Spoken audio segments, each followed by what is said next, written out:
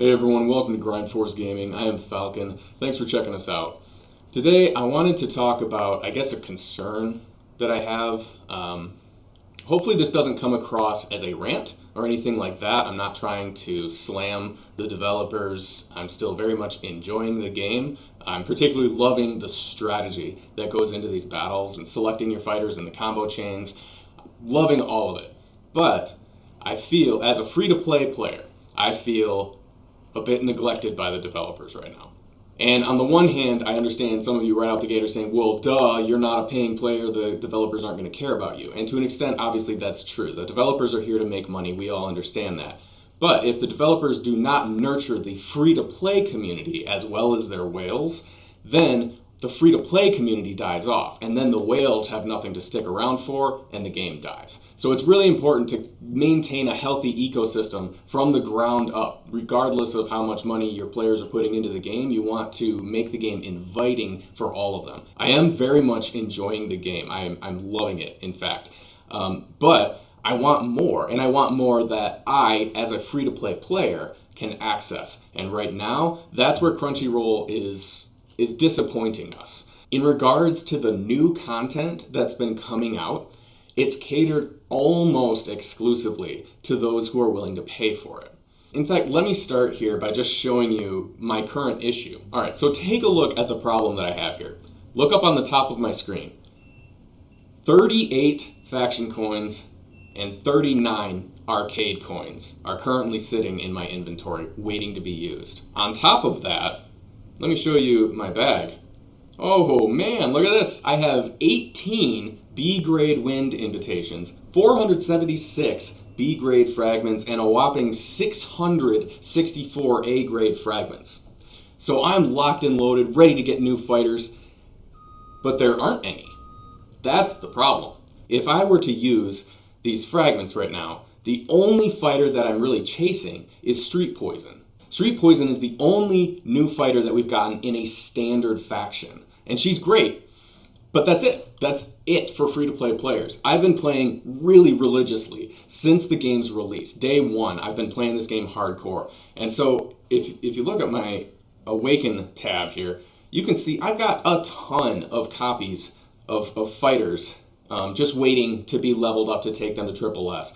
I don't need more copies of any of these fighters, with the exception of Street Poison. As a free-to-play player, what I'm doing is selecting one fighter to chase in Divination, and because that's the only way I can get a Master or Infernal Faction fight.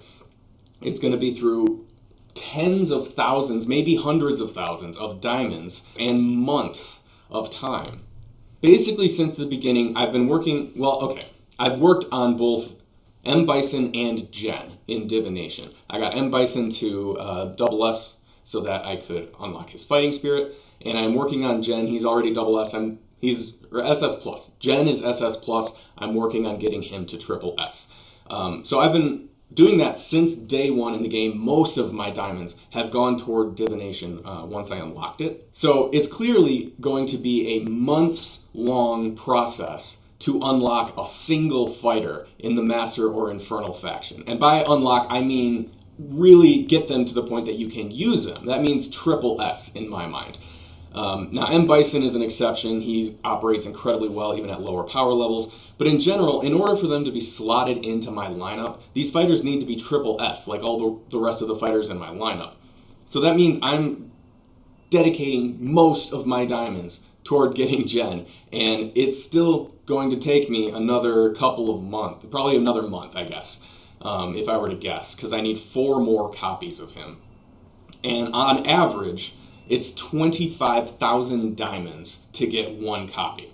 So about 100,000 diamonds is most likely what I'll have to spend in Divination to finish unlocking Jen and get him to triple S.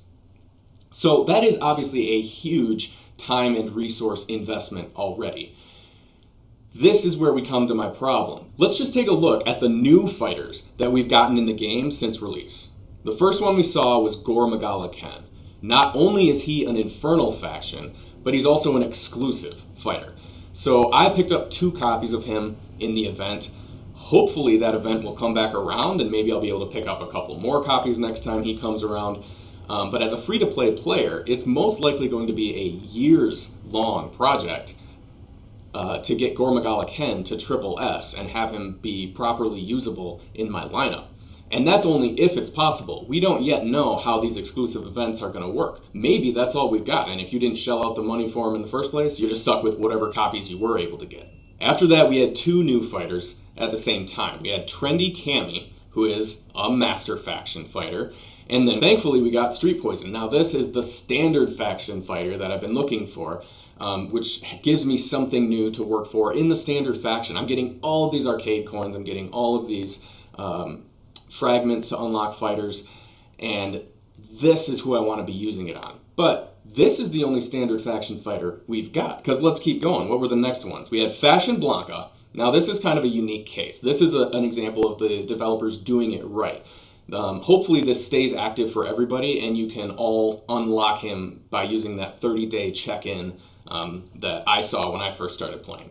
I assume that's still active for new players as well. If not, that sucks, because then Fashion Blanca is going to be behind a paywall as well. But I think right now he is, everyone can get him once you go through that check-in process. So that's a perfect example of doing it right, because we were able to get the fighter as a free-to-play player through investment in the game, our time investment. So Fashion Blanca was a unique case and one that I applaud Crunchyroll for including. I would love to see more stuff like that in the future.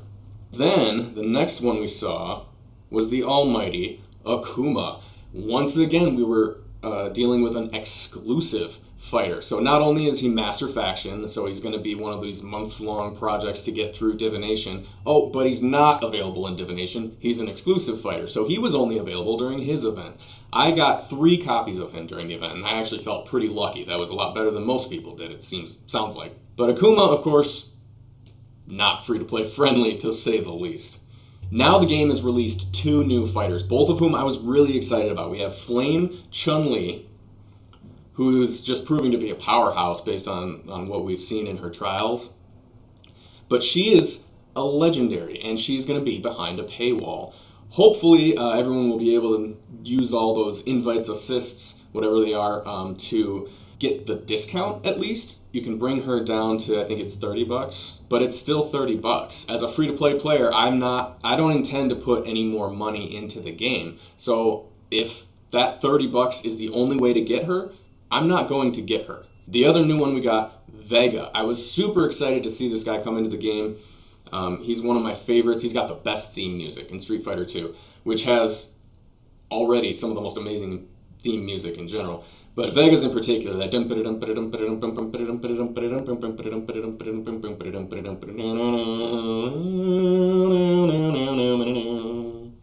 as you can see, I love it.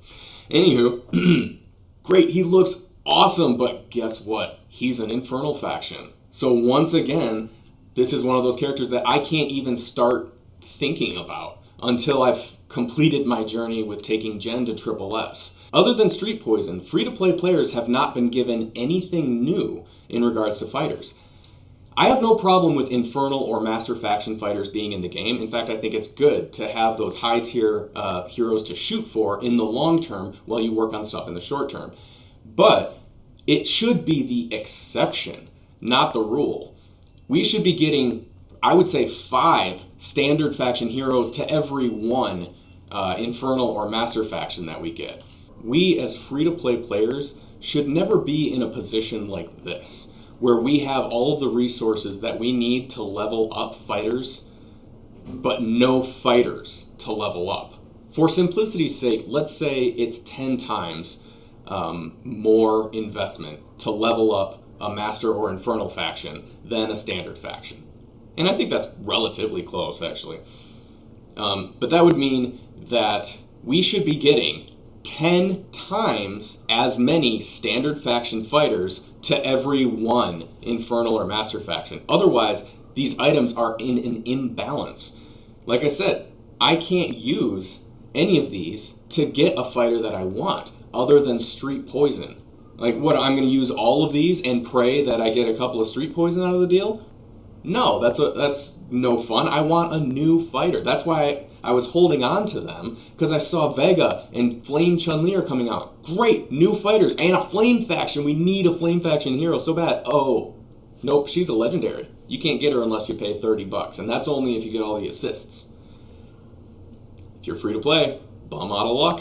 So I just wanted to share that with you. Hopefully, again, it doesn't sound like a rant or anything like that. I am still enjoying the game. I'm loving the strategy that's involved with these battles. I guess I'm not sure, what I hope to accomplish with this video. I guess more than anything, I'm just voicing a concern, because I feel like that's part of our role. I know we're just small-time YouTubers, but we do have a following, and it's important for us to have conversations about every aspect of the game, and we love to hype it up because we want to get people excited about it. We want to get the community thriving so that we can have great competition and continue to see new exciting things happen with the game. But we aren't obviously being paid by Crunchyroll to make these videos or anything. As much as we want to hype the game up, I think it's important to also be honest with the community and kind of talk about the things that we're concerned about as well. So that was kind of my thinking on this. Let me know down in the comments what you think about all of this, because of how... Who wants to spar? Someone wants to spar. I'm going to do that live right now. Let's do it. Looks like they're about the same level as me, so this should be an interesting battle. Oh, wait. No, I can't tell. No, it's definitely not. Oh, man. Why did he put a bunch of level 1 characters in there? It must have been an accident. He must have not actually wanted to spar with me. That's sad. Oh, well. So I am really excited about the things that are happening with the game. But in regards to the proportion of how much is being released for paying players versus free-to-play players are getting shafted right now, plain and simple. And that's going to be problematic going forward if the game doesn't kind of change its course. So I'll leave it at that. I'm not trying to stir the pot or anything. I am still loving the game. I can't wait to bring you guys more content. But I don't want to just hype the game up, be a cheerleader for it. I also want to talk about the things that concern me about it. So that should do it for this video. Thank you for indulging me, hearing me out. Sound off down in the comments. Let me know what you think about how Crunchyroll is currently treating its free-to-play players in the Street Fighter Duel community. If you enjoyed what I had to say, consider giving this video a like and subscribe to the Grindforce Gaming channel. We're going to keep more Street Fighter Duel content coming your way. We're excited about the game. Here's hoping we get some standard faction fighters. I'll see you guys in the next video. Thanks for watching.